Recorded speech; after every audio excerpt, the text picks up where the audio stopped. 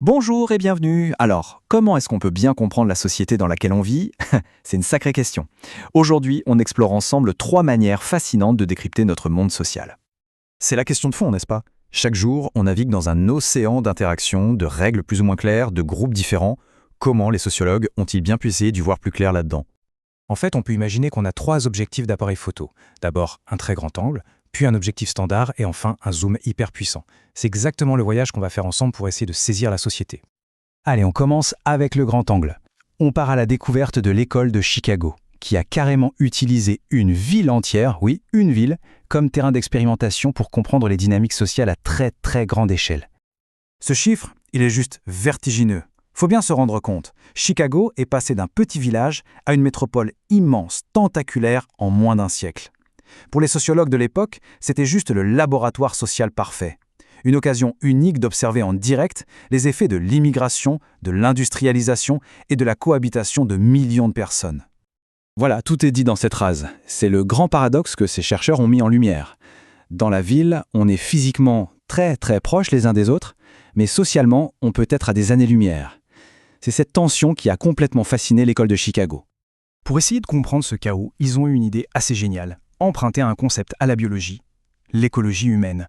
En gros, ils analysent comment les différents groupes sociaux, par exemple les communautés d'immigrants, trouvent leur niche dans la ville, un peu comme des espèces animales, et comment ils entrent en compétition pour l'espace et les ressources. Et donc, leurs recherches se sont concentrées sur 2 aspects principaux. D'un côté, ce qu'ils appellent l'ordre écologique, c'est la répartition dans l'espace, la carte des différents groupes dans la ville. Et de l'autre, l'ordre moral. Là, on s'intéresse à ce qui se passe quand les normes sociales se fissurent, la délinquance, la marginalité, bref, tous les dysfonctionnements de la vie en ville. Bon, maintenant on change d'objectif. On dézoome un peu, on passe du grand angle sur la ville à une vue d'ensemble du système social tout entier. Bienvenue dans le regard des fonctionnalistes. Et là, attention, c'est un changement de perspective qui est radical. Au lieu de chercher l'origine d'un truc, la cause d'un phénomène social, les fonctionnalistes se posent une question complètement différente. À quoi ça sert? Quelle est son utilité pour que la société continue de tourner? L'analogie est super parlante en fait. La société, c'est comme un corps humain. Le cœur, les poumons, le cerveau, chacun a un rôle vital. Eh bien pour les fonctionnalistes, c'est pareil pour les institutions sociales. La famille, l'économie, l'école, tout ont des fonctions bien précises qui assurent la survie et la stabilité de la société tout entière. On voit bien ici ce principe de circularité. Un phénomène a une cause, d'accord, mais sa fonction, c'est de maintenir l'équilibre du système. Et ça, en retour, ça influence d'autres causes. Ce n'est plus une ligne droite cause-conséquence, mais plutôt une boucle, un cercle. Et bien sûr, cette théorie n'est pas restée figée, elle a beaucoup évolué. Au début, Malinowski pensait que tout dans une culture servait à satisfaire un besoin de base, simple. Puis Merton est arrivé et a nuancé tout ça. Il a montré qu'un élément peut aussi être dysfonctionnel, c'est-à-dire carrément nuisible, ou avoir des fonctions latentes, des effets cachés, non voulus. Et enfin, Parsons, lui, a bâti un modèle hyper complexe de la société vu comme un jeu de poupées russes avec plein de sous-systèmes qui s'emboîtent.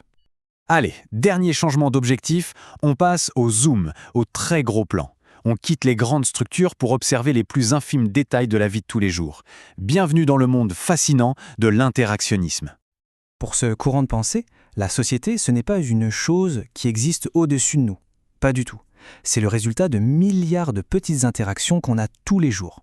Le monde social se construit et se reconstruit sans arrêt, à chaque conversation, à chaque regard qu'on échange. Ah, cette citation, elle est vraiment forte. Elle résume parfaitement l'idée centrale de la théorie de l'étiquetage. En gros, ce qu'elle dit, c'est que la déviance, ce n'est pas dans l'acte lui-même, c'est dans la réaction des autres, de la société. C'est le groupe qui, en collant une étiquette sur quelqu'un, va littéralement créer le déviant. Becker, il va même plus loin. Il décompose ce processus en ce qu'il appelle une carrière déviante.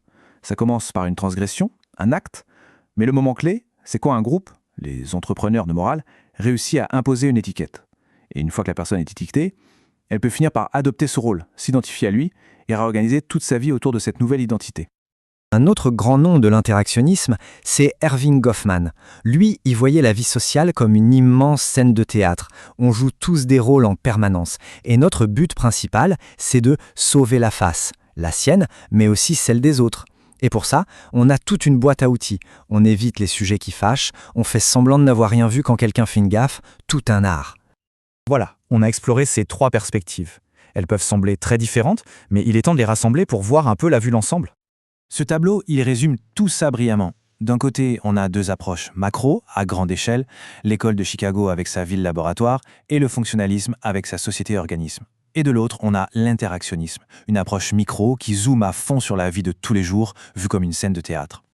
Mais alors, la question qu'on pourrait se poser, c'est quel est le meilleur regard? En fait, le point crucial, c'est qu'il n'y en a pas. Chacun de ces regards révèle une facette différente de la réalité. Ce qu'on a maintenant, c'est une super boîte à outils pour observer le monde avec 3 métaphores puissantes en tête. Le laboratoire, l'organisme et la scène. Et c'est la question que tout ça nous laisse, au final.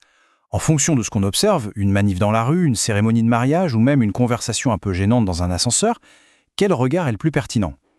La réponse change tout le temps et c'est justement ça qui rend l'analyse sociale si passionnante.